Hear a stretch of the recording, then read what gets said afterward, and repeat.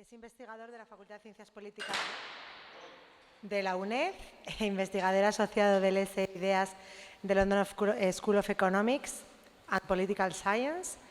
Es doctor en Gobierno y máster en Políticas Públicas y Administración. Es licenciado en Económicas y Empresariales y en Investigación de Mercados y ha realizado un posgrado en Estudios Europeos en la Universidad de Lille. ¿Puede ser? Vale. Ha impartido clases en varias universidades y actualmente dirige dos proyectos de investigación en el Departamento de Ciencia Política y de la Administración de la UNED.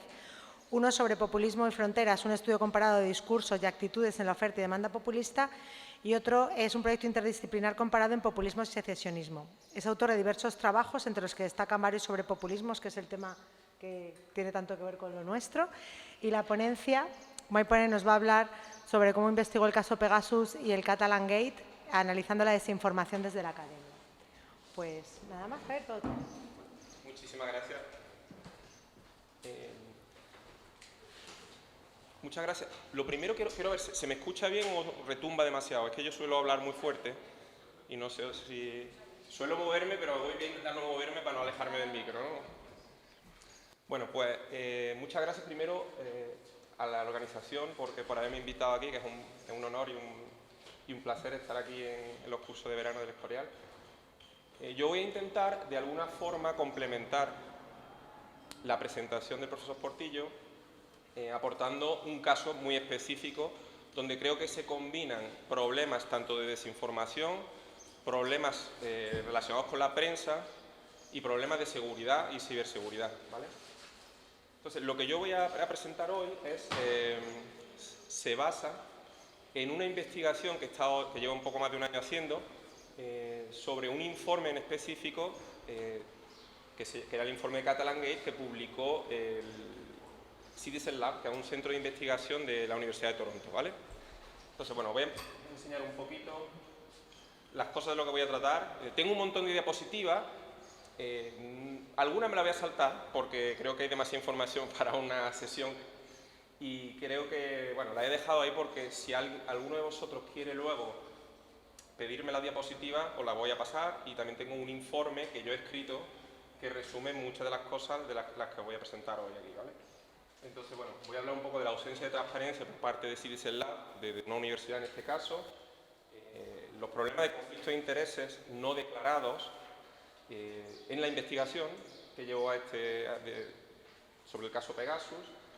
Voy a hablar un poco más de cómo se orquestó esa campaña de desinformación con la intervención también, no solo de los grupos participantes o de las víctimas de este supuesto caso de espionaje, sino también de medios de comunicación internacionales y la instrumentalización de parlamentos y otras instituciones internacionales también. Y luego voy a hacer un poco voy a ligar este caso con la campaña de desinformación de Rusia, que lleva operando muchos años, que bueno, seguramente muchos de aquí son bastante expertos en el tema.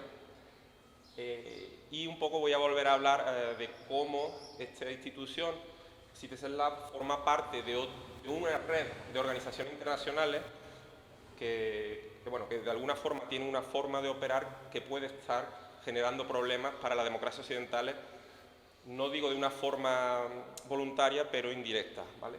Y bueno, y luego voy a hablar un poco de implicaciones. Yo creo que al final lo que yo espero que haya un poco de diálogo. En cualquier momento, si hay algo que de las diapositivas que os enseño que no queda claro, me paráis, ¿vale? Que somos un grupo pequeño y no creo que haya ningún problema. Y vamos a hablar. Bueno, aquí hay una cronología muy breve de lo que yo quiero para situar el caso, ¿no? Una de las cosas que tenemos que tener en cuenta, en 2017 se produce el referéndum de independencia que fue declarado ilegal por el Constitucional. Se producen también unos contactos entre ciertas líderes del independentismo y emisarios del Kremlin, y se produce una declaración unilateral de independencia que lleva a que salgan del país algunos políticos independentistas, ¿no? En el 2019 se dicta sentencia sobre los juicios que se llevaron a cabo sobre aquellos independentistas que no se habían fugado del país, y se produce una ola de actos de desencanto, de protesta, que acabaron en en muchos casos de violencia, que todos vimos, ¿no? Se produce la plataforma, se crea la plataforma Tsunami Democratic, no sé si os acordáis, y bueno, y esto fue algo bastante importante. Y esto es importante para el caso que vamos a estudiar hoy. Luego, en octubre del 2019 se produce una demanda de WhatsApp a la organización NSO, que es la organización que produce el spyware Pegasus. Esto es algo importante también, porque vamos a ver lo que se trata, este estudio lo que acusa es a NSO de que ha facilitado al gobierno de España un software que el gobierno de España lo ha usado de una forma ilegal para espiar a los activistas independentistas, ¿vale? En el 2020 emerge esto como un caso escandaloso a nivel internacional, se publican artículos en el Guardian, en El País y en muchos otros periódicos donde se acusa a España de haber estado espiando de una forma ilegal a Roger Torrent, a Ernest Maragall y a otros políticos independentistas. Y este caso coincide casi en el tiempo con que se arresta a ciertas personas del entorno independentista por la organización de las algaradas de Tsunami Democratic y por la financiación de una forma aparentemente ilegal, ¿no?, de esta plataforma. Luego ya, bueno, llegamos básicamente a vamos a 2022, que es cuando se produce este informe, se publica en abril de 2022, se publica un informe donde Citizen Lab, que llevaba un año y pico sin hablar del tema Pegasus relacionado a España, de pronto saca y dice que hay más de 65 personas que están espiadas, que no era solo Roger Torrent y Ernest Maragall, sino hay muchos más, y provoca un escándalo gravísimo a nivel internacional, que acaba con el cese también de la directora del CNI, Pilar Esteban, y bueno, y lo que estamos viendo todavía hoy, ¿no?, las repercusiones de todo ese escándalo, ¿no?, que llegó incluso a mencionarse el otro día en el debate político, ¿no?, en el debate entre los líderes del PP y del PSOE, ¿no? Bueno, este es el informe, esta es la portada un poco del informe Catalan Gate que publicó la Universidad de Toronto, ¿no? Citizen Lab escribió esto. Entonces, yo lo que voy a empezar es directamente un poco a desmontar desde el punto de vista por qué es problemático este informe, y yo creo que tiene un impacto muy directo, una relación muy directa con el tema de esta jornada, ¿no?, que es la desinformación, ¿no? Bueno, vamos a empezar. Uno de los principales problemas que tiene este informe es la ausencia completa de transparencia. El informe se publica, pero los datos sobre los cuales se han hecho el análisis no se comparten con nadie. Hay diferentes científicos, diferentes periodistas que solicitaron los datos, pero Citizen Lab se negó desde el primer momento rotundamente a compartir estos datos, ¿vale? Entonces, una de las cosas que hay es Citizen Lab dice que este informe, al menos 4 de los casos de espionaje, habían sido verificados por Amnesty Tech, que Amnesty Tech es como el brazo tecnológico de Amnistía Internacional. Sin embargo, indagando un poco, me di cuenta que las personas de Amnesty Tech, que son expertas en Pegasus, en análisis de spyware, son 2 antiguos empleados y fellows de Citizen Lab, que de hecho al principio del caso Pegasus, uno de ellos todavía trabajaba en Citizen Lab, tenía doble afiliación. Entonces, bueno, ellos están diciendo que sus datos han sido verificados por una organización externa, que en realidad no es una organización externa, sino que es un grupo de investigadores que están tan sumamente conectados como que trabajaban para su organización también.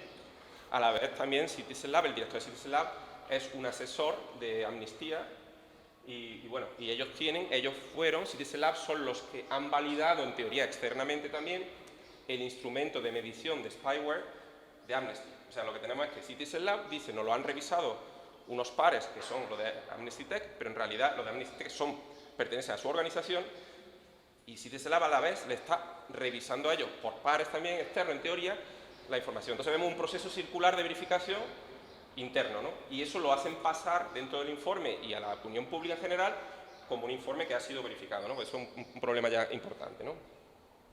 Segundo, hay una negativa a revelar cuándo se realizaron los análisis, ¿vale? O sea, sabemos que empezaron a estudiar teóricamente de lo que ellos dicen en las entrevistas que se han hecho en televisión, que empezaron a estudiar Pegasus en el caso de Cataluña en el otoño de 2019. Entonces, cuando se le ha preguntado directamente al profesor David, que es el director de Citizen Lab, pero cuando se analizaron los 65 casos, no ha querido contestar. Ha dicho, se empezó en el 2019 y se acabó en abril de 2022. Entonces, eso es algo también un poco extraño porque cuando estamos hablando de evidencia forense, es importante en los teléfonos saber cuándo se ha analizado, ¿no? Porque si el teléfono es la prueba del delito, si han pasado muchos meses entre la infección y el análisis, pues se ha podido contaminar la prueba. Pero bueno, eso no quisieron responder. Otra cosa también, una negativa a especificar dónde se analizaron esos teléfonos. Yo inicialmente, cuando empecé a estudiar el caso, yo asumía que los teléfonos se habían enviado al laboratorio que ellos tendrían en Toronto y que se habían hecho el análisis allí. Pero con el tiempo me fui dando cuenta que no. Y ellos tampoco lo han querido admitir, pero parece muy claro que jamás ningún teléfono ni ordenador de los que ellos analizaron viajó a Canadá. Ni tampoco los miembros del equipo de Citizen Lab original fueron a Cataluña para analizarlos. Entonces sabemos que se hicieron análisis a través de VPN remotos. ¿Vale? Tampoco se quiere especificar, lo que me refiero a el tipo de metodología que se usó en el análisis. O sea, ya parece claro que no se hizo análisis físico, algo que contradice mucho la mayoría de los expertos de análisis forense digital. Dicen que aparte se puede hacer un estudio exploratorio remoto, pero luego normalmente tiene uno que tener el teléfono para verificar que no ha habido filtraciones, porque incluso en el momento del proceso del análisis de transferencia de datos se podría producir una contaminación de datos y podría ser que el mismo software que estuviera instalado detectase que tú estás intentando sacar datos y pudiese mutar, pudiese cerrarse, pudiese, bueno, tampoco. Ni tampoco quisieron decir, y esto me parece incluso más curioso, cuántos dispositivos se analizaron, ¿vale? Entonces, si tú analizas 100 dispositivos y 65 dan positivo, no es lo mismo que si analizas 10.000 dispositivos y 65 te dan positivo. El nivel de incidencia es mucho mayor. Esto es importante, lo sabemos con lo del coronavirus, ¿no? No era lo mismo decir, hay X casos, porque siempre había que ver cuántos análisis se habían hecho. Aquí no quisieron revelar, ni aunque se lo pedimos expresamente después, cuántos teléfonos habían analizado. Se han negado siempre, dando una excusa bastante extraña, lo que eso puede crear una duda sobre el instrumento o la metodología que estaban siguiendo. Porque parece ser que no analizaron tantos teléfonos. Parece ser que se analizaron muy pocos y la mayoría dio positivo. Lo que surgen dudas, ¿no? Por último, no dicen quién analizó los teléfonos, porque ellos dicen que fue Citizen Lab y que solo fue Citizen Lab, incluso en una declaración formal en contestación a unas preguntas de unos parlamentarios de Bruselas. El profesor Weber dijo que solo había sido Citizen Lab que habían analizado. Y luego eso es algo que nosotros yo he descubierto que no era verdad. Oriol Tortuella, que es el director de la Agencia de Ciberseguridad catalana, él en una entrevista a La Vanguardia, él admitió que ellos desde el principio habían estado ayudando a Citizen Lab en los análisis. ¿Vale? De hecho, Weber, a través de Twitter, pidió a La Vanguardia que quitara ese anuncio, que quitara esa noticia de La Vanguardia. Cosa que La Vanguardia se negó porque la periodista, yo hablé con la periodista que había hecho la entrevista y dice, yo la tengo grabada, es lo que me dijo el Oriol Tortuella, no puedo borrar eso. También sabemos, gracias al libro de Roger Torrent, que él mismo explicaba cómo tanto el equipo de Esquerra Republicana como el equipo de Junts estaban haciendo ellos mismos análisis también para identificar cuáles podían ser las siguientes potenciales víctimas a las cuyos teléfonos había que analizar, ¿vale?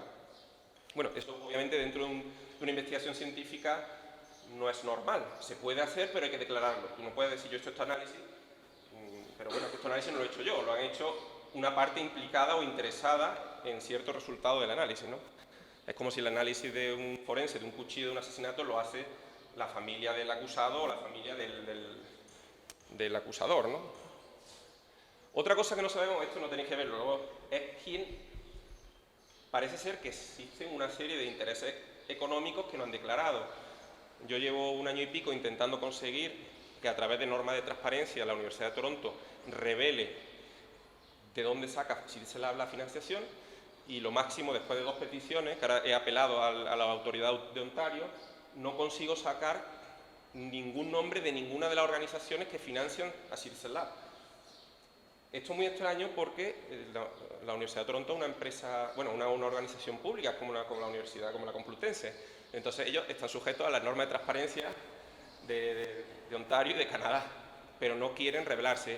Ellos aducen que si se revelase el nombre de las organizaciones que financian Citizen Lab, eso podría causar un perjuicio económico a la universidad y podría generar lo que llaman un chilling effect, o sea que podría ser que otras personas no quisieran darle a la universidad. O sea, eso es algo también muy sorprendente porque normalmente las organizaciones cuando financian universidades lo que hacen es que lo publican, porque queda muy bien financiar universidades, de hecho se pueden a veces deducir impuestos y es muy raro que lo oculten, ¿vale? Entonces esto también genera un poco de más incertidumbre sobre por qué, no sé por qué.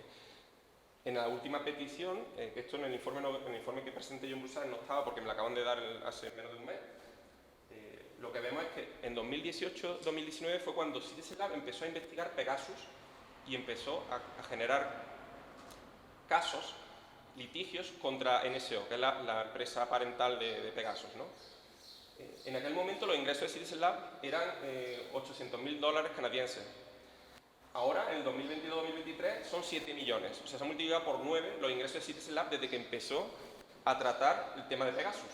O sea, eso no tiene por qué ser ilegal y seguramente no es ilegal. Pero es algo que, de alguna forma, tendrán que explicar de dónde viene esa fuente de financiación, ¿no? Otra cosa es la ausencia de rigor en el mismo informe. Mira, voy a hacer un pequeño interceso. Estoy hablando de cosas que yo creo que, bueno, a lo mejor a alguno de vosotros puede aburrir, pero yo creo que esto estaría bien que de alguna forma, desde el mundo de vista periodístico, porque creo que aquí hay algunos periodistas, gente que está haciendo periodismo, son cosas que yo espero que de alguna forma sirvan también para cuando reciben información de la universidad o de otros sitios, que piensen un poco en este tipo de criterios, ¿no? Una pequeña evaluación de la información que nos dan, ¿no? Entonces, por ejemplo, el caso de que hubiese tanta falta de información sobre dónde, cuándo, quién, eso es algo que ningún periodista parece que se preguntó a sí mismo, ¿no? O sea, cuando se publicó el año pasado lo de Citizen Lab, salió en toda la prensa, las primeras 2 o 3 semanas nadie lo cuestionó. Nadie dijo, esto es sorprendente, sospechoso, nada. Aceptación total por parte de la prensa, ¿vale? Entonces yo un poco por eso estoy intentando deconstruir algo que puede parecer un poco aburrido, pero es un poco el proceso de evaluación que nosotros los científicos sociales tenemos que hacer cuando evaluamos un informe, pero un periodista no tiene que llegar a ese grado de profundidad, pero sí que tiene que tener un poco en cuenta unos criterios y decir, bueno, ¿me puedo fiar o no? No solo vale el nombre de la institución, sino tiene que ser un poco más el informe que me ha presentado, ¿vale? Entonces, aquí, por ejemplo, una cosa que era muy curiosa es que mezclaban ponían como víctimas a todo el mundo. Entonces, víctimas eran tanto aquellos teléfonos de personas que habían aparecido en una lista de víctimas potenciales, como Roger Torrent, Maragall, cuyos análisis fueron negativos, o sea, cuando se analizaron sus teléfonos salió que no estaban infectados y no vieron ningún tipo de ataque, aún así los mantuvieron en la lista de 65, incluyeron teléfonos de personas que se supone que estaban espiados con otro software que era Candiru, lo metieron en la misma lista, en el mismo informe, lo añadieron ahí. Algunas víctimas sabían más o menos la fecha de infección, en algunas sabían que habían estado infectadas, en otras solamente decían que habían visto pruebas de un ataque.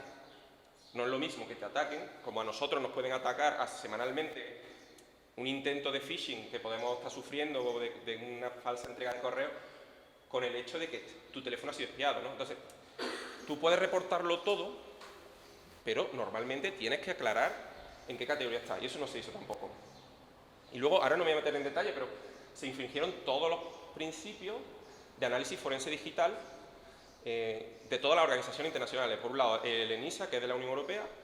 Una de las cosas más importantes es que cuando tú vas a hacer un análisis forense digital tienes que documentar la cadena de custodia.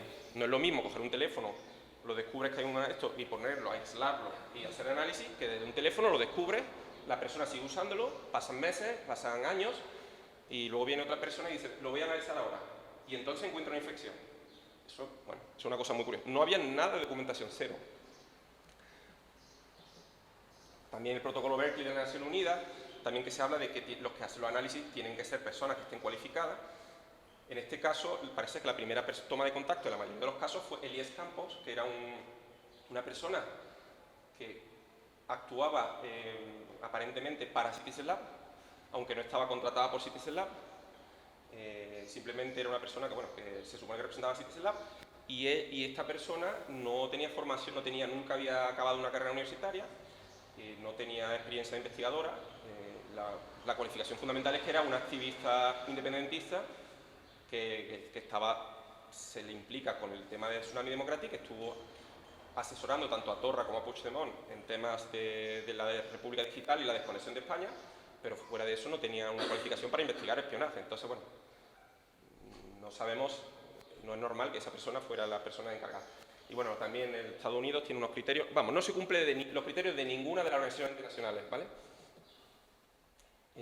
Luego, otra de las cosas que muestran la ausencia de rigor es cómo las declaraciones posteriores, después de la publicación, cuando nos empezamos, algunas personas, a pincharle un poco a través de redes sociales, a escribirle cartas, a preguntar, a pedir, por favor, abran ustedes una investigación independiente en la Universidad de Toronto. El mismo director de Citizen Lab, Ronald Daber, él salió en una entrevista aquí en El País y él declaró que tenían 100% de fiabilidad sus métodos y que no podía haber falsos positivos. Falsos positivos es cuando tú piensas que está infectado, pero en realidad luego lo analiza de nuevo, un contraanálisis muestra que no, ¿no? Bueno, eso es algo que en ciencias sociales no existe, en ciencias forenses tampoco existe, el 100% de fiabilidad. Eso es muy raro en ninguna ciencia que haya un 100% de fiabilidad, y menos en análisis forense digital. El análisis forense digital, una de las cosas que tiene es que tiene muy poca fiabilidad porque son instrumentos, son software que se crean precisamente para engañar a los sistemas de detección o de seguridad, tanto de las redes sociales como de las empresas de telefonía, etc. Entonces, bueno, eso es una cosa muy curiosa. Toda la literatura académica muestra que hay falsos positivos siempre. Normalmente lo que tú tienes que declarar es el nivel de fiabilidad de tu análisis. No puedes decir que 100%, lo que puedes decir es que, bueno, tengo un 90% de fiabilidad, un 70%, lo que sea, ¿vale? Esto además se suma a esto que en los pocos casos donde ha habido contraanálisis, porque Citizen Lab trabaja de una forma es que ellos siempre no solo no hacen contraanálisis, sino que aconsejan a las víctimas que no den sus teléfonos para contraanálisis a ninguna autoridad, ni autoridad judicial, ni policía, ni nadie, ¿vale? Ellos siempre se lo dicen. Entonces, los pocos sitios que se ha podido hacer, que se hizo en el caso de la India, porque el Tribunal Supremo de la India obligó a las personas, por ley, les obligó a que los presentaran los teléfonos, analizaron 29 teléfonos y de los cuales 5 de ellos encontraron trazas de algún malware o spyware, no pudieron atribuirlo a Pegasus y el resto no encontraron nada. De los 29 teléfonos que Citizen Lab había anunciado que estaban infectados, ¿vale? Y en el caso hubo otro caso que fue muy sonado, que fue una activista que presuntamente había sido infectada con Pegasus.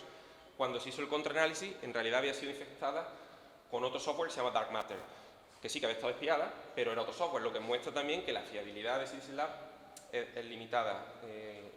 Citizen Lab, además, se supone que usa una tecnología que crearon junto con Amnesty Tech, bueno, dependiendo de dónde se mire quién fue el que empezó, y ellos mismos, cuando lanzaron un instrumento que se llama el MVT, que es un instrumento de detección forense, cuando lo lanzaron al público, la mayor parte, o sea, en los primeros semanas o meses, hubo muchos expertos forenses que empezaron a usarlo y les dijeron que había problemas de falsos positivos y fueron corrigiendo el instrumento rápidamente. O sea que el falso positivo siempre ha existido y a ellos también se le ha pasado.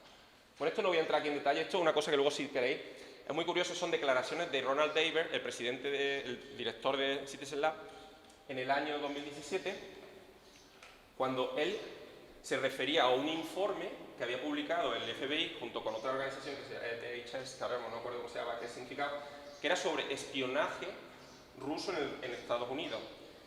Y lo curioso es que lo que yo descubrí es que en ese paso a paso, todo lo que Citizen Lab, lo que Ronald Daber en 2017 acusaba de no haber hecho el informe del FBI, es lo que ellos en el informe del Catalan Gate no hicieron. O sea, y bueno, esto es una cosa, si queréis lo miráis, pero bueno, él decía que había que mostrar los intervalos de confianza, cosa que ellos no hacen. Él decía que, bueno, que las conclusiones estaban basadas en información parcial, en evidencia circunstancial, es lo que ellos hacen al final, información parcial y circunstancial.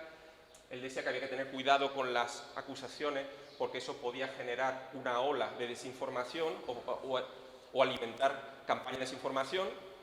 En aquel caso él hablaba del tema en Estados Unidos de Trump y sus seguidores, pero bueno, es lo mismo que pasó en España. Así que bueno, un poco una inconsistencia. Lo que muestra es que el mismo Citizen Lab, de una forma cínica, han sacado un informe donde ellos incumplen las normas que ellos mismos establecen de análisis forense en general, ¿vale? Bueno, conflicto de intereses, ya os he hablado un poco de Elías Campos, no me extiendo. Elías Campos, esta persona que ha sido el coordinador del trabajo de campo para el informe de Citizen Lab, él fue contratado finalmente en enero de este año, 2020, no, del año pasado, perdón, de 2022. O sea, de 2020 hasta 2022, él fue haciendo análisis en nombre de Citizen Lab sin tener ningún contrato, lo que significa que él no estaba sujeto a la normativa ética de investigación de la universidad, porque al no tener contrato, tú no tienes por qué adherirte a la...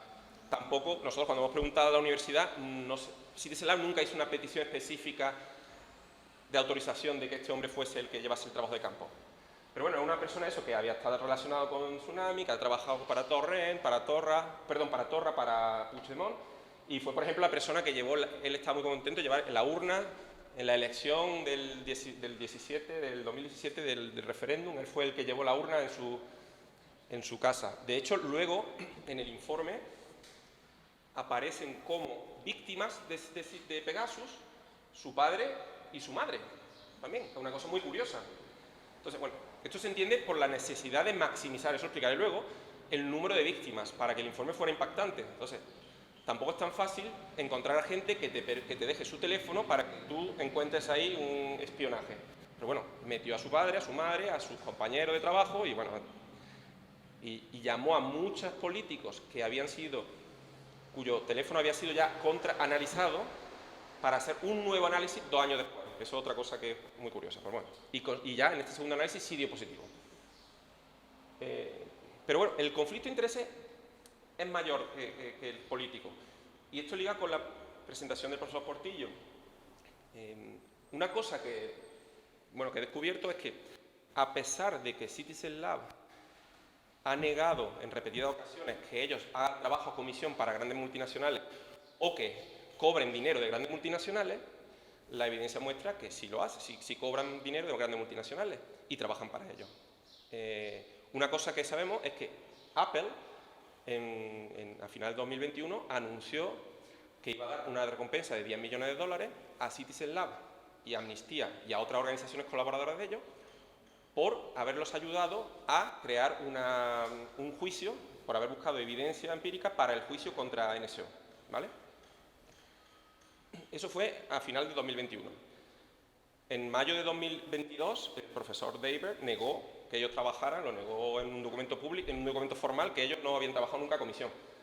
Tampoco para WhatsApp, que WhatsApp había generado antes otro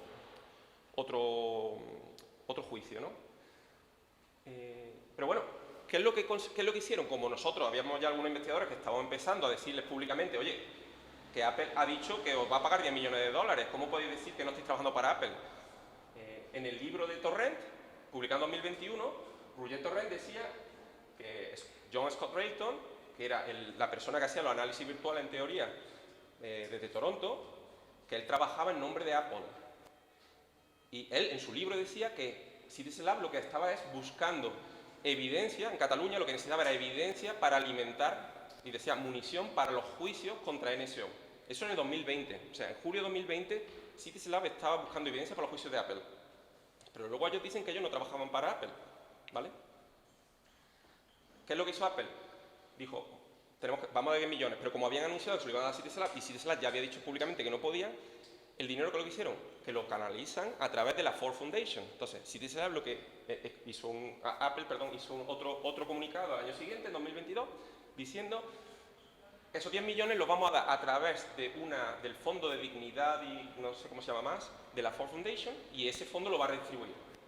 Pero claro, el Fondo de Dignidad de la Ford Foundation, los que se sientan y distribuyen ese fondo son 5 personas. Uno es Ron Daber, que es el director de Citizen Lab, otro es una directiva de Amnistía y otro de Access Now, que es otra organización cercana. O sea que ellos mismos han creado un sistema de canalización para que ellos puedan decir que a ellos no les pagan las multinacionales, ¿vale?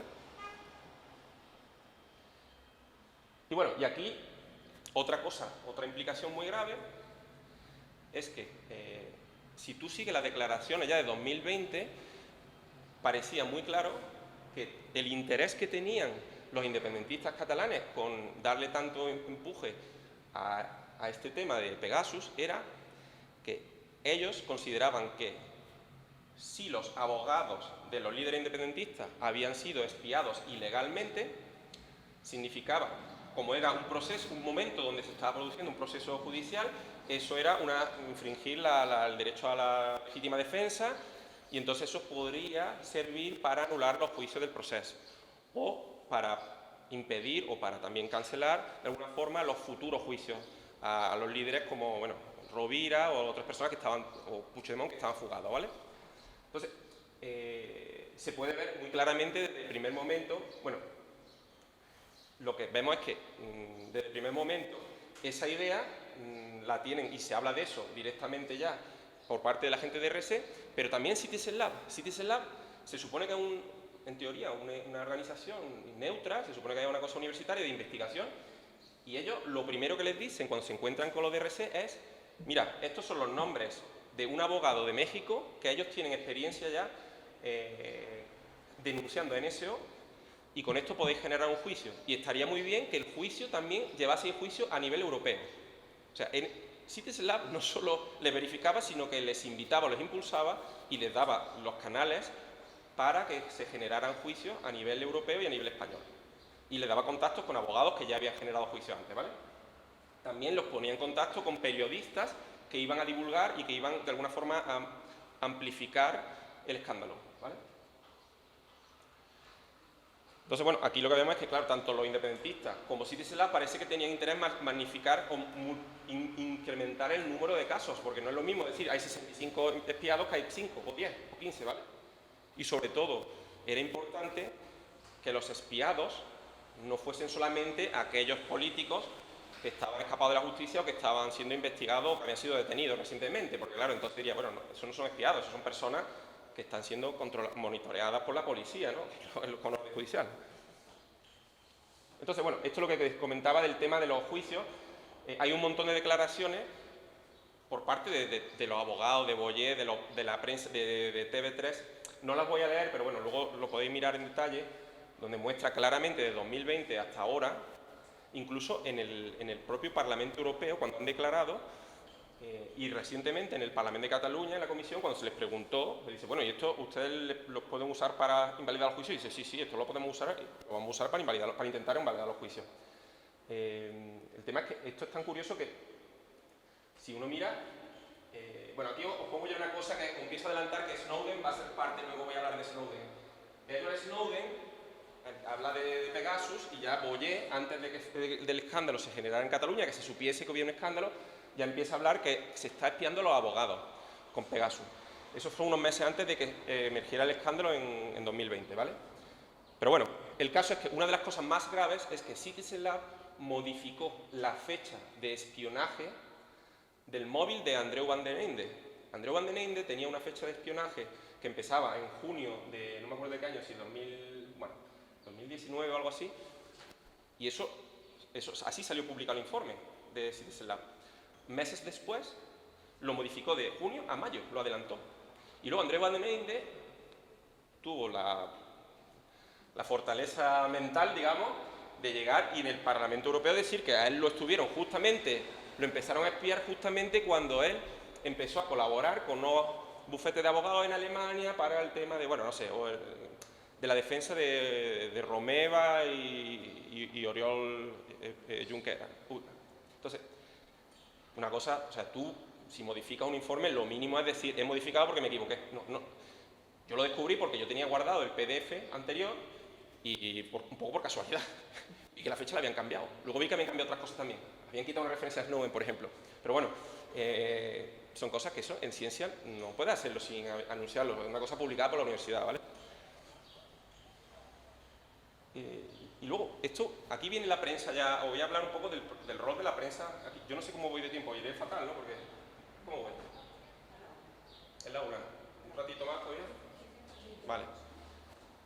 La prensa jugó un papel muy curioso aquí. parece ser que apareció una lista con 1.400 víctimas de espionaje con Pegasus. Nadie sabe de dónde surgió esa lista. Es una lista que no han dicho claramente a quién llegó.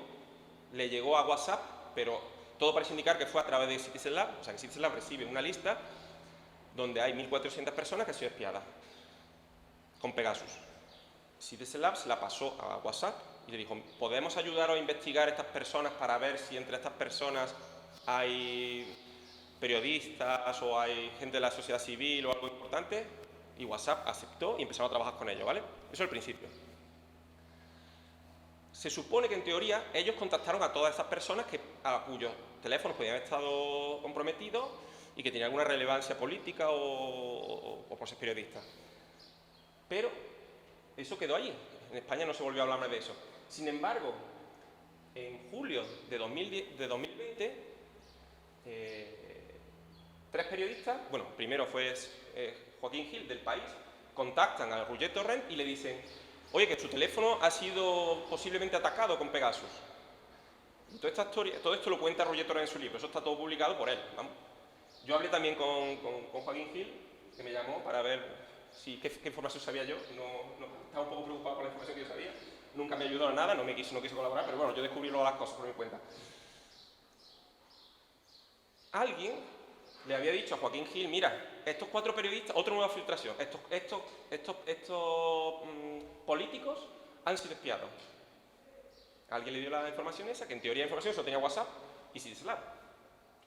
Entonces, Joaquín Gil quedó con Torrent y con Sam Jones y Stephanie Skarner del Guardian tuvieron una reunión y lo primero que le dijeron ellos a Torrent es: por favor, tienes que contactar a Citizen Lab para que te analice el teléfono y tienes que pedirle permiso a WhatsApp para que le dé los datos tuyos a Citizen Lab. Efectivamente, Torrent dice: bueno, pues sí, lo voy a hacer. Contacta con Citizen Lab le dice lo primero: pídele autorización a WhatsApp para que nos dé el teléfono y firma este papel dando una autorización. O sea, una cosa curiosísima. De hecho, el mismo Joaquín Gil dice que era súper extraño. Dice: yo nunca me había pasado, ¿no? Que él fue el que llamó. Bueno, era una cosa surrealista. Obviamente había que buscar una justificación para empezar el escándalo. Bueno, pues ahí empezó todo el tema. De hecho, ni El País ni el Guardian esperaron al análisis del teléfono para publicar la noticia. La publicaron la noticia el día 13, el día 14, en la noche, antes de que se conociera el resultado del análisis de Torrent, que de hecho dio negativo. Eso nunca lo dijeron después. Entonces, lanzaron una campaña internacional. De hecho, antes de que el mismo día que se conoció que había dado negativo, ese mismo día, Roger Torrent anunció en la radio que iba a presentar una demanda contra el anterior director del CNI, ¿cómo se llama? Félix Roldán, creo que era, y pidieron ayuda, por favor, a Amnistía Internacional, al comité que hay de Naciones Unidas, que siempre de detención arbitraria, a ciertos activistas internacionales, ya para que denunciaran el caso a nivel internacional, y se denunció. Lo que pasa es que esto duró poco, duró lo que duró porque luego hicieron los análisis de otros políticos de Esquerra Republicana y también dieron negativo. Entonces, el caso como que se murió, hasta que emergió de nuevo en 2022, ¿vale? Entonces, bueno, aquí luego cuento un poco, bueno, cómo los intercambios, que sí, que le confirmaron que no estaban hackeados, que fue una decepción ver que su teléfono estaba hackeado, pero da igual, eso no implicó que él no siguiera para adelante con el juicio, que no siguiera para adelante con la campaña de publicidad, de campaña de esto, pero bueno, al fin y al cabo eso se murió. ¿Qué pasó? Que luego en 2021 al final es cuando Apple anuncia finalmente la demanda. Parece ser que Citizen Lab dijo, bueno, aquí en Cataluña aquí hay poco que rascar ahora mismo, vamos a intentar buscar casos para Apple. En julio de 2020, Apple decía que estaba buscando munición para un juicio de Apple contra NSO. Vale, pues en el juicio, cuando lanzaron el juicio, en noviembre del 2021, Apple, en los documentos formales, ellos encuentran que la evidencia acusatoria la encontraron en marzo de 2021. O sea, como 7 o 8 meses antes de tener ningún indicio de que Apple hubiera sido, de alguna forma, los teléfonos de Apple hubieran sido espiados con software Pegasus, ellos ya estaban hablando de que estaban buscando un caso. Y el caso lo construyeron al final, lo consiguieron construir, ¿no? Encontraron un exploit que llaman ellos en marzo crearon el juicio. Entonces se centraron ya. ¿Qué hicieron después? Se activó la campaña Catalangate. Entonces, en enero de 2020, Òmnium y la ANC registraron la página web Catalangate, cambiaron una página que ellos tenían de Twitter que se usaba para una cuenta de Twitter que tenía 70.000 seguidores, le cambiaron el nombre a Catalangate. Y bueno, ahí hubo una presión por que saliera eso rápido. ¿Por qué? Bueno, en parte porque el independentismo estaba en el mayor bajón de popularidad desde muchísimos años. Segundo, estaba el caso de Rusia, la invasión de Ucrania, y justamente estaban saliendo alegaciones de las escuchas que se habían hecho a los miembros del independentismo. Entonces interesaba mucho. De hecho, lo aceleraron tanto que condujeron los últimos análisis, esos que yo dije antes que lo había verificado Amnesty, en el mismo final de marzo, principio de abril. Y sacaron el informe directamente. Y lo hicieron sobre teléfonos que habían sido analizados anteriormente, por ejemplo, el de Jordi Cuixart, no, el otro, Jordi Sánchez, que ya le habían analizado el teléfono y salió negativo. Pero Elías Campos lo convenció, que le diera otro el teléfono, que ahora ya sí que sabían cómo de estar bien y que ahora ya sí que lo encontraban. Y lo encontraron, ¿vale? Bueno, todo esto se generó una campaña, esto voy a pasar. Se hizo también dentro, aparte de lanzar el informe, lanzaron una infografía donde ponía a Carles Puigdemont como si hubiera sido una gran víctima, aunque nunca analizaron el teléfono de Puigdemont, decían que era víctima por proxy, porque todo su entorno había sido espiado, entonces él también era una víctima. Esto lo hace Citizen Lab. Se gastaron $40.000 canadienses en una infografía, que eso en el mundo universitario, no sé, los que estamos en el mundo universitario, yo nunca podía hacer un informe y me gasta 40.000, o sea, que son $30.000 o algo así, por una infografía. Eso no es una cosa, ni ellos mismos lo han hecho nunca. Que, por cierto, la contrataron a una empresa de Barcelona, curiosamente. Eso no... Y bueno, luego hubo ya, bueno, cosas que ya muchos sabemos. Las presuntas víctimas. Si uno mira 65 víctimas, pues lo que se da cuenta es que muchas son víctimas, que en realidad era gente que tenía un orden de arresto contra ellas. Es normal que la policía intente seguirlo. Otros están condenados y encarcelados, otros están investigados por corrupción, otros están vigilados por autorización judicial y otros están metidos en otras investigaciones legales, ¿vale? Entonces, no son todos, pero ¿qué pasó? A este número tú no puedes presentar como víctima solo a esto. ¿Qué hicieron? Añadieron gente, pues añadieron a todos los europarlamentarios de Bildu, añadieron a los padres y a la madre del otro, añadieron a las mujeres de las víctimas, añadieron a la mujer de Puigdemont, y ya tenía el caso, ya se había hecho el caso de la investigación, ¿no? Entonces, ¿qué pasó? Bueno, implicaciones éticas. En este caso, por ejemplo, Ronan Farrow, que en el New York sacó un artículo muy mencionado en aquella época, donde el mismo artículo mostraba cómo Elías Campos había ayudado a proteger el teléfono de Matamala. O sea, si tú sabes que hay una investigación sobre alguien, Matamala, que era uno de los que había estado ayudando también para que se escapara Puigdemont, el hecho de que tú evites, si tú sospechas, porque ya estaban diciendo que era la policía la que lo investigaba, si tú sospechas que la policía la que está investigando, tú no puedes ayudar al tío para que no lo investigue. O sea, eso ya no creo que sea legal. Luego se cesó a Paz Esteban. ¿Por qué se cesó? No sabemos muy bien. Sospechamos que puede ser por problemas internos a nivel político. Porque el hecho es que ya se sabía, cuando se cesó a Paz Esteban, yo ya había, y otros profesores, hemos escrito yo una carta, más de 100 profesores habían firmado una carta, la habíamos mandado a la Universidad de Toronto diciendo que había fallas más que evidentes desde el punto de vista metodológico y ético que sugerían que este informe no debía ser tenido en serio.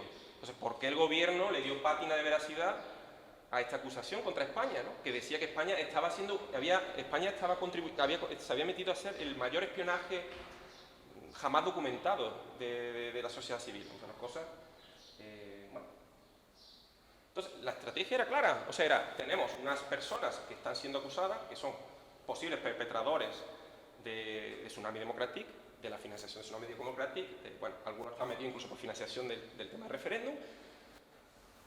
Están saliendo los juicios, van a salir pronto, el secreto sumario se va a levantar pronto de alguna de las cosas.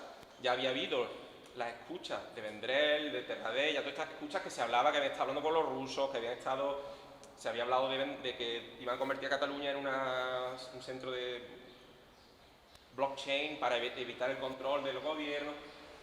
Pues bueno, vamos a convertirlo en víctima, y le funcionó bien. De hecho, el malo empezó a ser el Estado español. Fuera de España, era España el malo. No eran los independentistas que habían intentado subvertir, no eran los que habían iniciado los cientos de de algaradas que hubo en Cataluña que se rompieron. Eso no, eso era España el mal, ¿no? Bueno, no voy a entrar en esto, pero la instrumentación de comisiones parlamentarias, si la comisión de Pegasus del Parlamento Europeo, la gran mayoría de las personas que intervinieron eran o víctimas independentistas o eran gente del entorno de Citizen Lab. Citizen Lab puso, los expertos que hablaron fueron casi todos gente colaboradora muy estrecha de Citizen Lab y gente de Citizen Lab, o los abogados de los independentistas. A mí me invitaron y mandaron una carta, los de Citizen Lab firmados, o sea, me invitaron un viernes, acepté, y el fin de semana alguien del Parlamento Europeo filtró mi nombre. Citizen Lab escribió una carta diciendo que yo y otro profesor, Gregorio, que éramos gente que estábamos haciendo desinformación y hacíamos campañas ¿cómo se llama?, de conspiratoria, que si yo iba a eso, que ellos no iban a ir más, no sé, bueno. Eso fue filtrado, bueno, yo creo que por Diana Rivas, una de las vicepresidentas de la comisión, es una de las víctimas, y la mujer de Romeva. O sea, la comisión investigadora tiene como vicepresidenta a una de las víctimas. Ya vemos la seriedad de esto. En Cataluña el Parlamento ya eran todos. El presidente, la primera presidenta, el segundo presidente y todo lo de mesa eran víctimas, todos, independentistas, claro. Bueno, a mí me vetaron, yo luego presenté un informe, pero a mí me vetaron, Gregorio fue y presentó. Pero bueno, la instrumentación se hizo ahí tanto como ahí como en Cataluña, ¿vale? Conexiones con Rusia, bueno, sabemos, bueno, cosas que se saben es que sabemos, ya están las filtraciones, yo ya lo he mostrado, bueno, se hablaba de que había necesidad de los 100 muertos. Uno de los problemas es que en las conversaciones que se grabaron muestran de una forma bastante clara que la intención con Tsunami Democratic era provocar, eran dos cosas. Por un lado, los rusos le habían dicho, nosotros podemos dar 10.000 hombres y 5.000 millones de euros. Y yo no sé si eso lo darían o no en la realidad, pero bueno, es lo que le prometieron en varias reuniones. Puigdemont estaba en parte receptivo, pero no se fiaba. Y había gente que se fiaba de su gabinete y gente que no se fiaba. Pero ellos dijeron seguir la vía abierta. Pero la condición que le pusieron era, primero, que tenían ellos que asegurar el control del puerto y los aeropuertos, porque si tú no puedes, si no, traer soldados. Y segundo, necesitaban un sistema para garantizar que se pusieran a hacer pagos en una Cataluña independiente, porque claro, tú ya no estaba el euro, el Banco Central Europeo, ellos lo que no tenían que evitar esto. Entonces, eso es una de las cosas. Eso se habló. Entonces, una de las cosas que se quería probar con Tsunami era probar si era capaz el independentismo de movilizar y tomar el control de la infraestructura, que fue lo que intentaron hacer. Y segundo era que eso, en la conversación de Vendrell, que la debería escuchar, se hablaba de los muertos, que no tuvimos narices en la primera vez, en el 2017. Ahora estamos viendo, como hemos visto, como Oriol Soler también habló, bueno, y no se podría hacer un hipercore, no sé si habéis escuchado este tipo de cosas. La sugerencia era intentar crear algún incidente grave para legitimar una acción violenta y ya de alguna forma, de cara al exterior, que España pudiese ser considerada. El independentismo contactó a Zhirinovsky, que este hombre ya se murió, que era un ultra radical ruso, que dio speeches con estos. Usaron RT, Rusia Televisión, y Sputnik, publicaron muchísimos artículos, tanto del tema del 2017, pero también del Catalan Gate, se publicaron muchísimos artículos. Lo que pasa es que eso ya fue el momento donde habían cortado la conexión con esto. Y bueno, y luego vemos que periódicos rusos publicaron artículos pidiendo que Rusia mediase en el caso de Cataluña. Bueno, todo. También no sé si os acordáis que algunos hackers rusos hackearon el canal 24 horas y emitieron en directo en 2019 la entrevista de Puigdemont RT. Pero bueno, me voy a pasar un poco, por esto sí sabía, pero una cosa ya antes de acabar es las conexiones. ¿Dónde vienen las conexiones? Las conexiones muy claras son Josep Alay y Boyer viajaron muchas veces a Rusia y Josep Alay y Boyer tienen conexiones muy cercanas con Snowden, que esto es lo que quiero comentar. Bueno, esto Boyer hablando, o sea, sacando un poco de desinformación rusa, compartiéndola en redes, ¿no?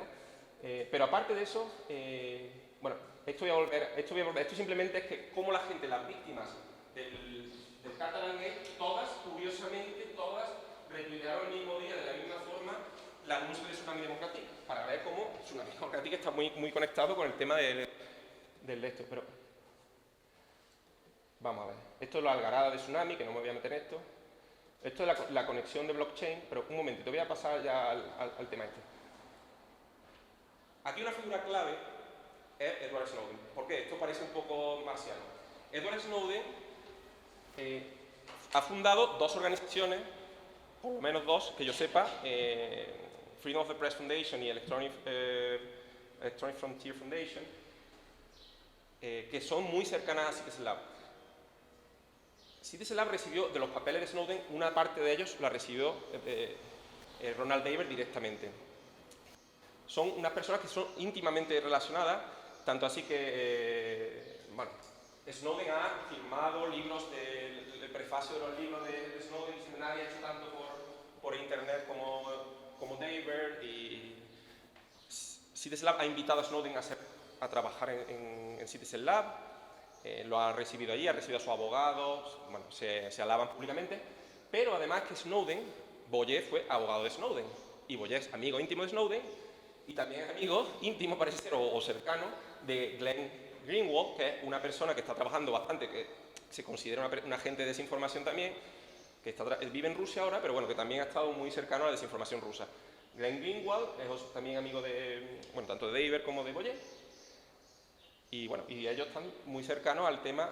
Snowden ya empezó a trabajar en la campaña de desinformación de 2017 y eso es algo, bueno, que se sabe. Entonces, parece ser, una hipótesis que hay que estudiar es si fue Snowden o el entorno de Snowden quien filtró la lista de las víctimas. ¿Por qué puede interesarle? Bueno, pues, si Snowden, Boyer visita a Snowden en Moscú. Alay, la última visita que fue a Moscú, la primera persona que tenía en la agenda era Snowden. Y meses después aparece una lista donde aparece Torrent, Maragall y no sé qué, que luego salieron negativos los efectos, pero eso lanzó ya la investigación. Bueno, es una cosa que hay que mirar, ¿vale? Bueno, yo ya me voy a pasar al final porque si no, no... vale, esto... Greenwald es el periodista que le filtra, ¿no? Greenwald, el que le filtró a Daber, o sea, Greenwald fue el que le dijo a Snowden que el filtrara, que él tiene el Intercept, que es un periódico. Entonces, bueno, aquí hay un modo operandi, que luego ya hablaré luego más tarde, sí, en la conversación, de cómo opera Citizen Lab, porque es un método estandarizado de cómo operan, de cómo van. Bueno, aquí son pruebas también de la conexión que tiene con Snowden, lo contento que se puso Snowden cuando Apple anunció el juicio y anunció los 10 millones, retuiteando a alguien de Citizen Lab. Pero bueno, ya la conclusión final, el que... Bueno, perdón, me estoy yendo para atrás, un segundo. La carta difamatoria, bueno.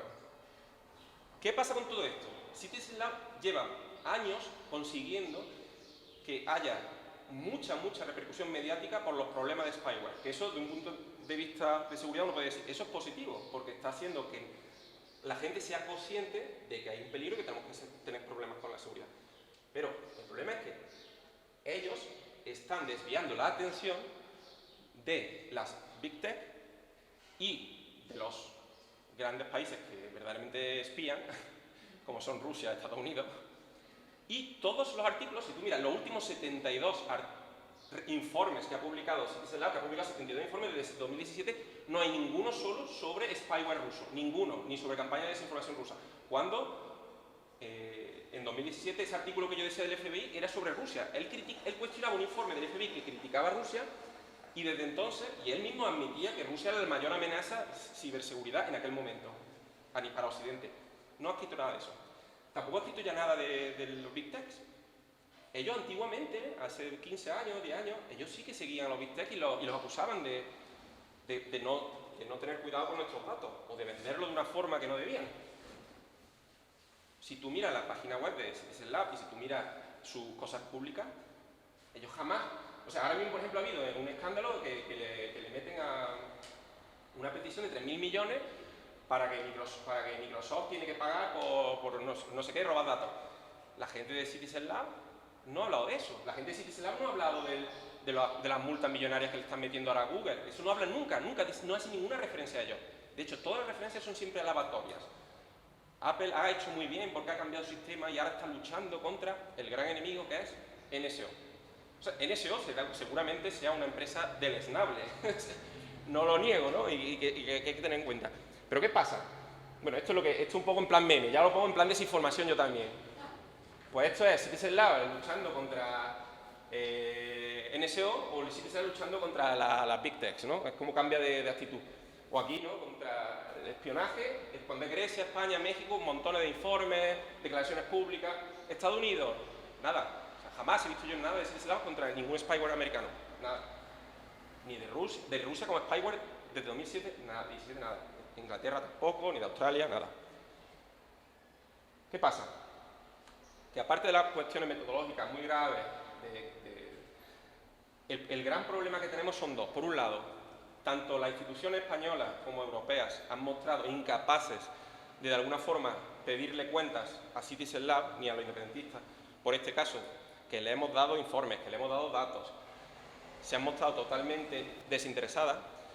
Incluso la prensa, la mayor parte de la prensa, no ha querido tratar el tema, porque le ha parecido un tema muy complejo. Y es verdad, es un tema complejo. Y hoy en día, desde el punto de vista del periodismo, no rinde un tema así que tiene meses de investigación. Entonces, no le ha interesado. Se han reflejado ciertas cosas porque hemos impulsado, y bueno, algunos medios, muy poco. Lo que pasa es que lo que se ha demostrado es que tenemos una vulnerabilidad muy grande, ¿no? Entonces, ¿qué pasa? ¿Quién vigila a los vigilantes, no? Si Citizen Lab y Amnistía son los guardianes de la privacidad y los guardianes contra los ataques de los abusos de ciberseguridad, si estas personas, por algún motivo, acaban de alguna forma capturados por las grandes empresas multinacionales o acaban de alguna forma asociados indirectamente, no sé si es a través de Snowden o a través de esto, con ciertos intereses políticos que no se alinean con los de los países occidentales, ¿qué hacemos? O sea, ¿lo dejamos así tal cual? ¿No? Entonces, todo el problema se basa en una falta también de capacidad. ¿España por qué usa Pegasus sí que lo usa? ¿O por qué usa estos programas? Porque España no tiene capacidad de desarrollar sus propios software y los packages de seguimiento. Entonces, cuando hay terrorismo, cuando hay problemas de pederastia, cuando hay problemas... antes se vigilaba los teléfonos, ahora no se puede. Las comunicaciones son por email, o son por WhatsApp, o están codificadas. Entonces, España recurre a empresas privadas porque no podemos generar nuestros propios software, ¿vale? Entonces, lo que hay una impulsión muy fuerte por parte de Citizen Lab y de algunos eurodiputados para que se prohíban completamente este tipo de empresas. Que yo, en principio, desde el punto de vista ético, me parece más lógico que fuera una organización no gubernamental, o sea, pero tampoco privada, la que nos proveyese de este tipo de capacidades. Pero no la tenemos. Y las empresas Apple, Google y Facebook y todas estas se niegan a compartir datos, aún incluso con orden judicial. Entonces, tenemos una vulnerabilidad. Entonces, por un lado, no tenemos capacidad y por otro lado, ahora cuando se usa, aunque se use con esto, se nos pueden crear campañas de desinformación y campañas que, desde el punto de vista que estamos hablando del nivel cognitivo, de marco de interpretación, ponen a España como un perpetrador de algo abusivo y que además están empujando como para que se nos quite esas herramientas de vigilancia, ¿vale? Entonces, bueno, yo ya cierro aquí. Entonces, yo lo que espero es que la prensa en algún momento se implique un poquito más en esto, que los gobiernos tomen su responsabilidad y que se haya un poco más de visión general del problema, ¿vale?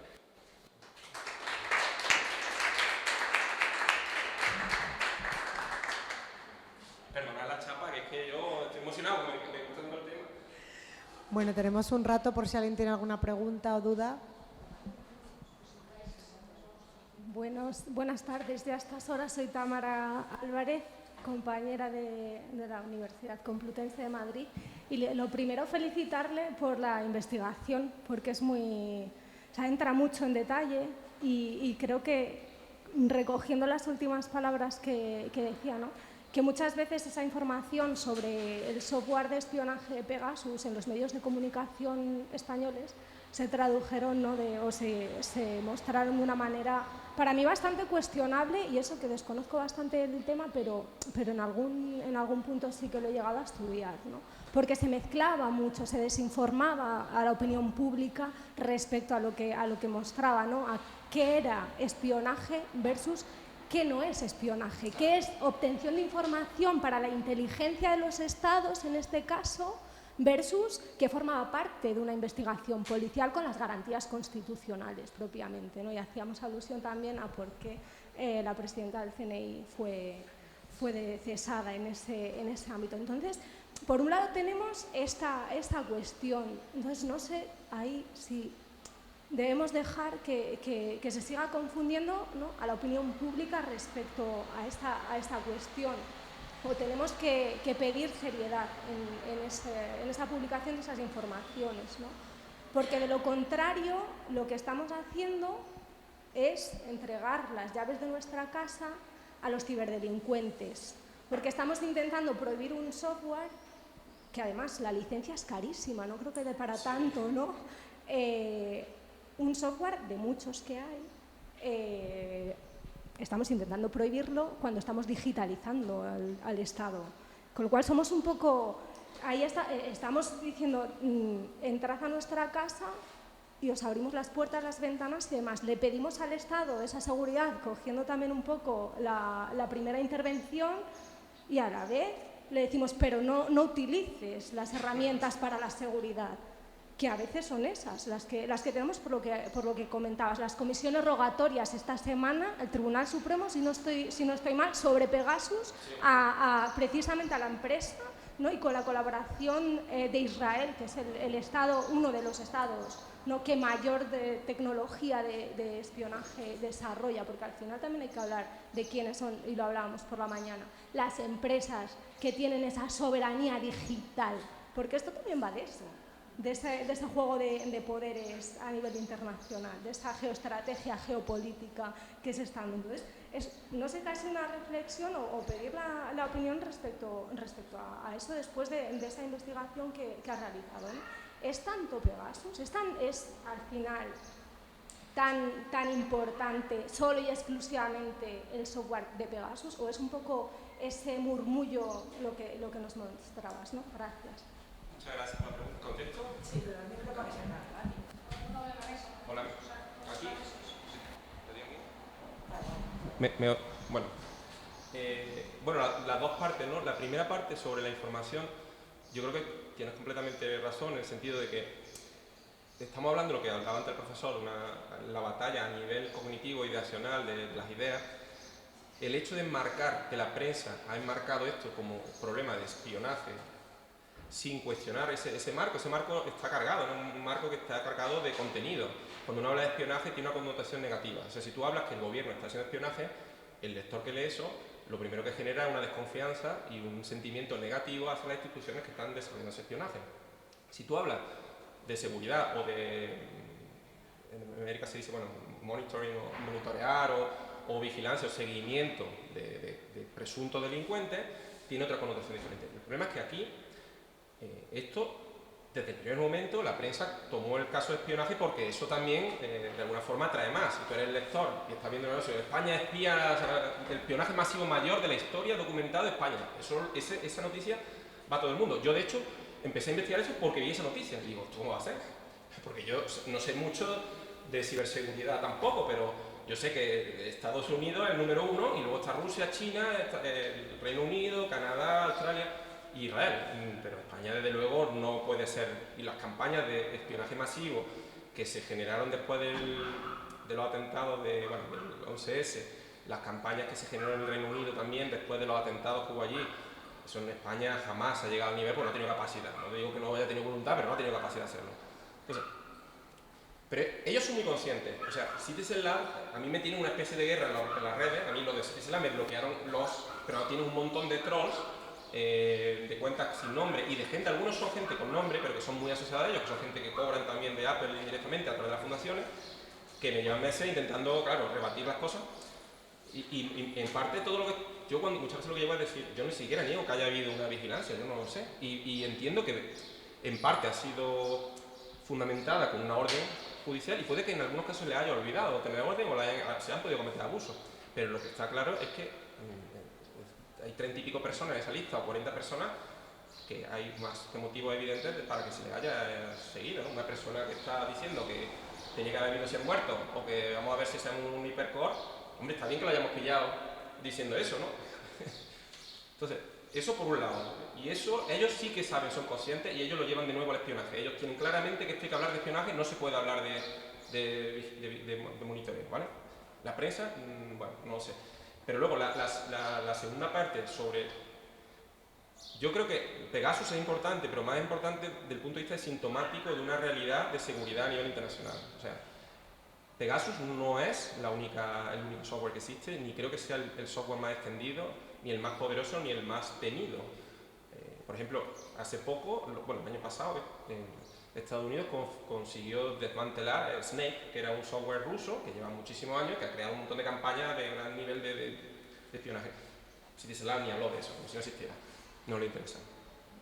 Pero bueno, el caso es que Pegasus sí que es relevante porque muestra que existen unos países como España, México, Hungría, Polonia, Grecia, que no tenemos capacidad para defendernos y estamos muy expuestos a que exista una empresa privada, y esa empresa privada ¿cómo la controla? Sobre todo cuando una empresa privada que no está ni siquiera en tu país. O sea, España no tiene capacidad, soberanía de empujar a que se investigue a Pegasus si hay un abuso, ¿no?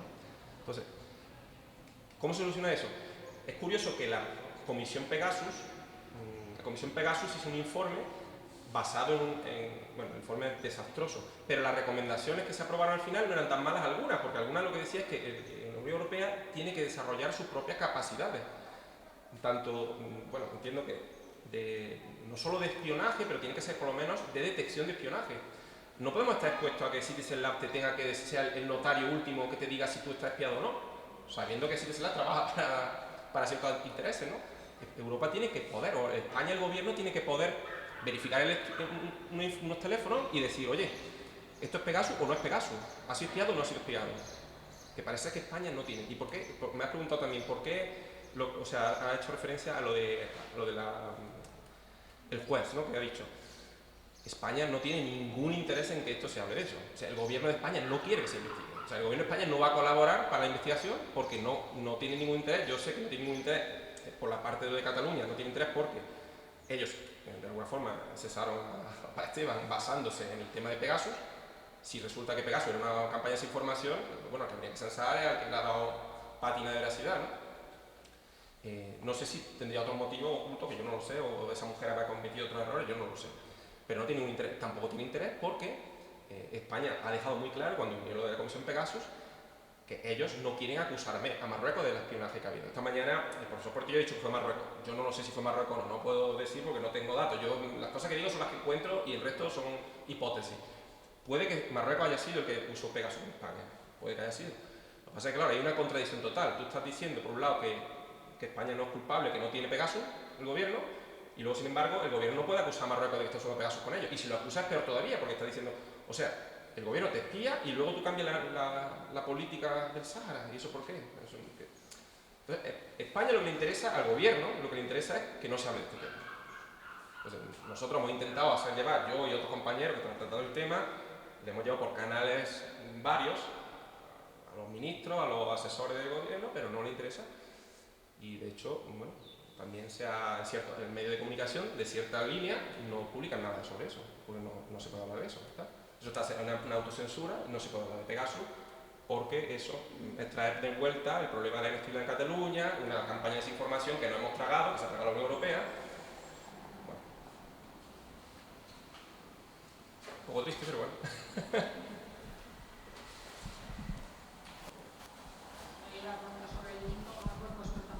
Sabía si tenía, pues, si tú en tu traza de asuntos o si el Citizen Lab también ha estado ahí desestabilizando en ese sentido.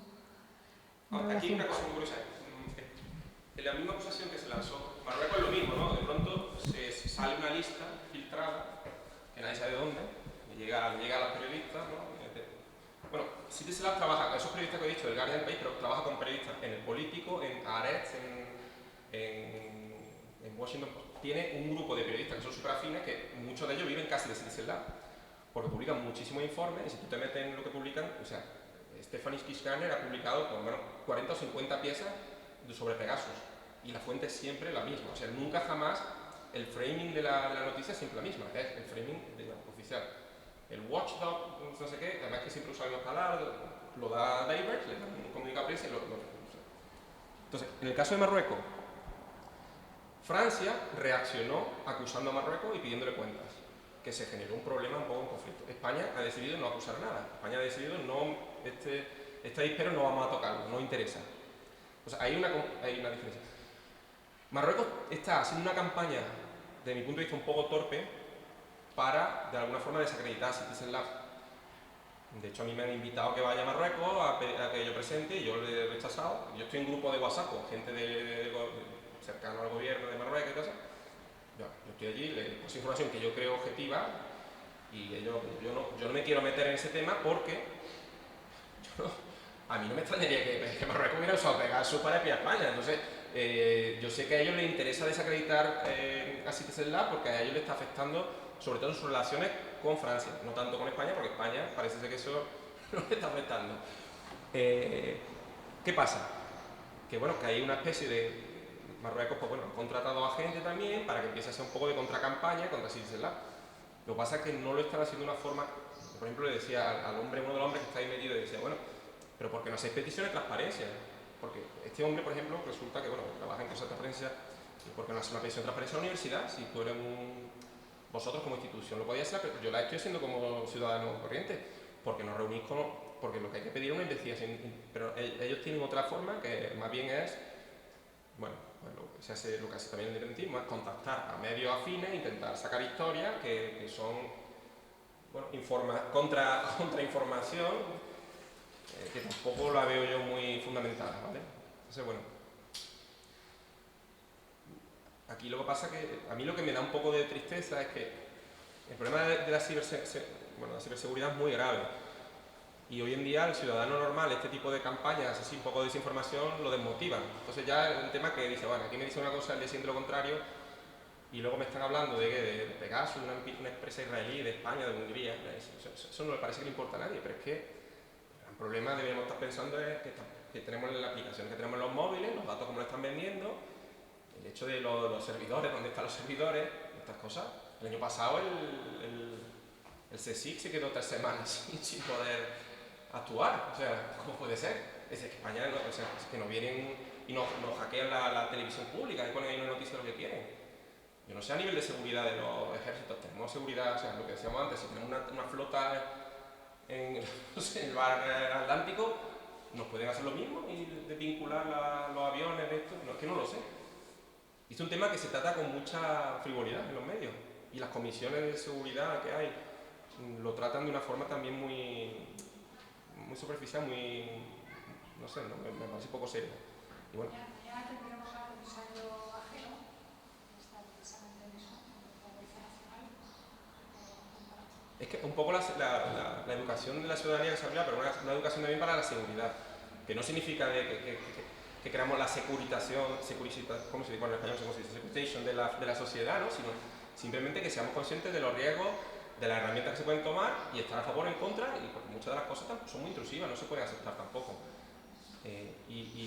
Y también una parte y de seguridad es saber evaluar las fuentes. O sea, si yo tengo un informe, aunque venga de la Universidad de Toronto, aunque venga de la persona más importante del mundo, de un premio Nobel, yo tengo que juzgarlo no por quien lo dice, sino por el contenido. Y yo entiendo que hay cosas que no me puedo meter en detalle, pero hay cosas que sí. Y hay cosas básicas que todo ciudadano, todo alumno debería saber juzgar. Si yo recibo un enlace en internet o un pantallazo, si no tiene fuente, pues no lo voy a divulgar. Si tengo un enlace, voy a mirar el enlace, voy a mirar de dónde viene. Que son cosas muy básicas que parece que no aplican ni los gobiernos, ni los periodistas, pero ni los periodistas respetados, ¿vale? Que los ven en Twitter muchas veces compartiendo cosas y dicen, bueno, pues tiene un impacto, ¿no?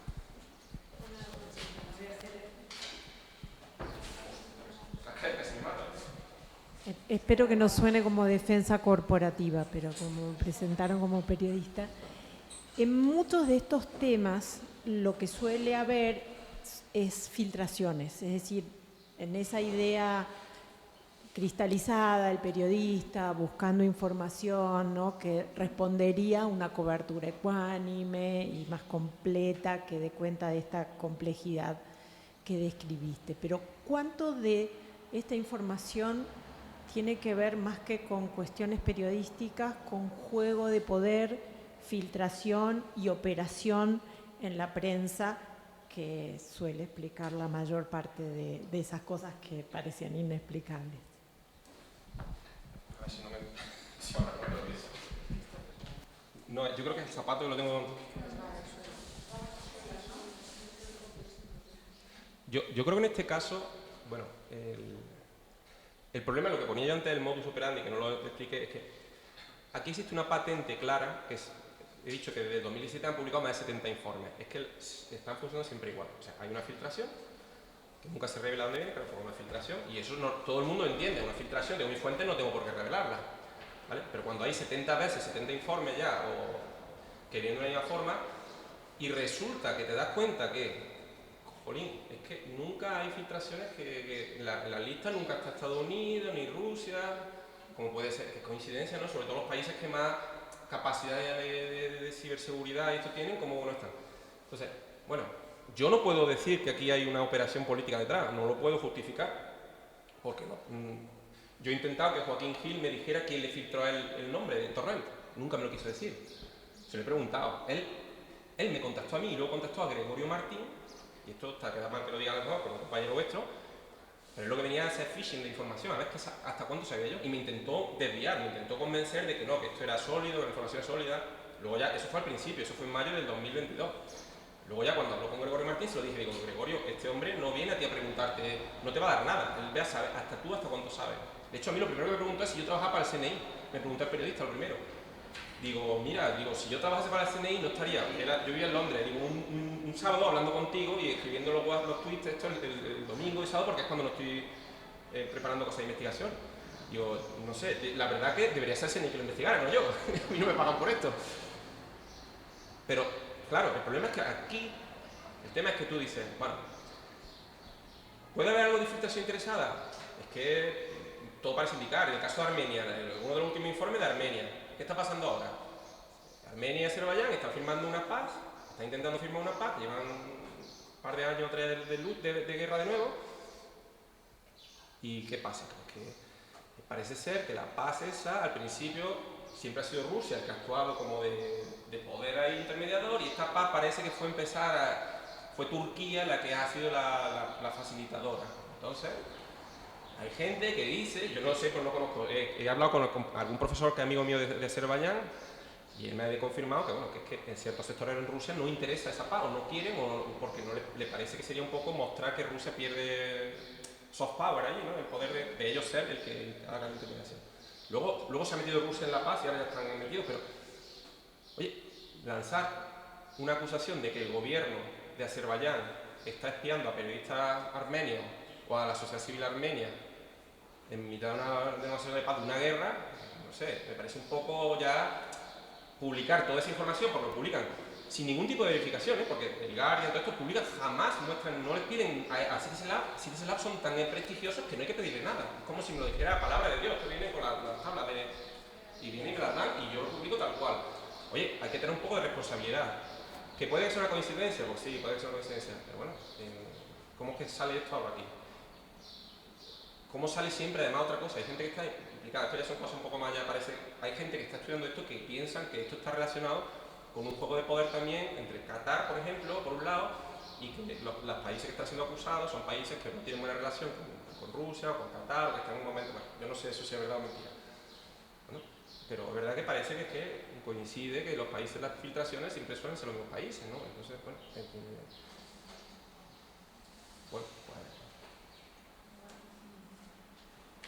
pero eso yo no lo puedo investigar.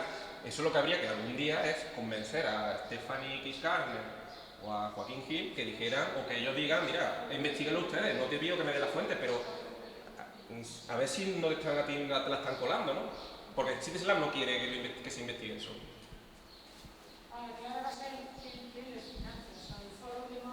Follow the money ya, pero no. Se han creado un sistema de lo de Ford Foundation, pero es que lo financia otra fundación. Y además es que es súper. Es que es típico de desinformación. Ellos en su página web, Citizen Lab pone sobre nosotros. Cuando pone About, ellos ponen Citizen Lab se financia con donaciones de esta organización y te ponen una lista de organizaciones. Y también te dan un enlace para que tú hagas donaciones anónimas si quieres, particulares. Y luego les pides los datos y dices, bueno, vale, dime cada uno de estos cuánto te da. Y te dicen que no te contestan. Pero que es la segunda vez y que ya he hecho una apelación que yo tengo que pagar para apelar a la autoridad de Ontario. Eso no lo hace el gobierno de España. O sea, el gobierno de España tendría algún interés de que si se está haciendo una campaña de descrédito contra España, o un juez en España, decir, bueno, vamos a ver también como potencial hipótesis que aquí haya una campaña de desinformación.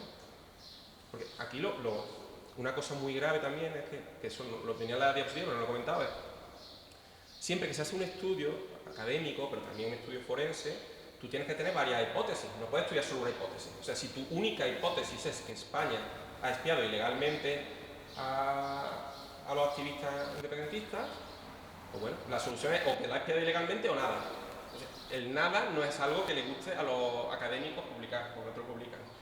Tampoco le gusta a los independentistas activistas que digas que nada.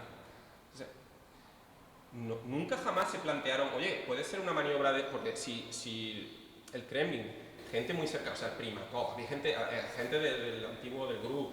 Si esta gente se ha estado reuniendo con Puigdemont y con el entorno de Puigdemont, ¿quién te dice que los rusos no tengan también un interés ellos mismos en seguir a las personas? O sea, si fuera yo en los servicios secretos de la Unión Soviética y estoy hablando con unos tíos, les estoy ofreciendo cosas que son muy peligrosas, que pueden desestabilizar incluso las relaciones entre dos países, pues normal que yo tenga también algún elemento de control sobre estas personas. Pues tú imagínate que estos tíos, en vez de pillarle unas filtraciones, van al día siguiente al CNI y se lo cuentan. Ellos tienen que controlar. ¿A nadie se le ha ocurrido que Rusia ha podido de alguna forma también intentar espiar a esto? No sé. O Estados Unidos, si tú sabes. Yo sé, por curiosidad de la vida, yo conozco a alguien que trabaja para los servicios secretos de América y fue en Barcelona en 2017, antes de esto, porque ya sospechaban que había actividad rusa. Era para ver lo que estaban haciendo los rusos ahí. Bueno, no sé, los servicios secretos americanos no tenían interés también en ver a ver que se cuecen estas reuniones. No sé, que a lo mejor fue España y a lo mejor fue ilegalmente, que no digo que no, pero tú como académico lo que no puedes hacer un informe y echar la culpa a España y luego además si lees la evidencia que presentan es ridícula. Sí, porque alguno de los enlaces venía que era de correos, ponía o de no sé qué. Digo, pues no. Digo, pero es que es muy tonto si el CNI iba a usar para espiar con cosas institucionales del gobierno de España. Digo, además eso lo saben usar los hackers de Nigeria y de todos los sitios, no hace falta, o sea, replicar la apariencia de una página. Digo, no. Estaba tan tirado por los pelos todo, que bueno.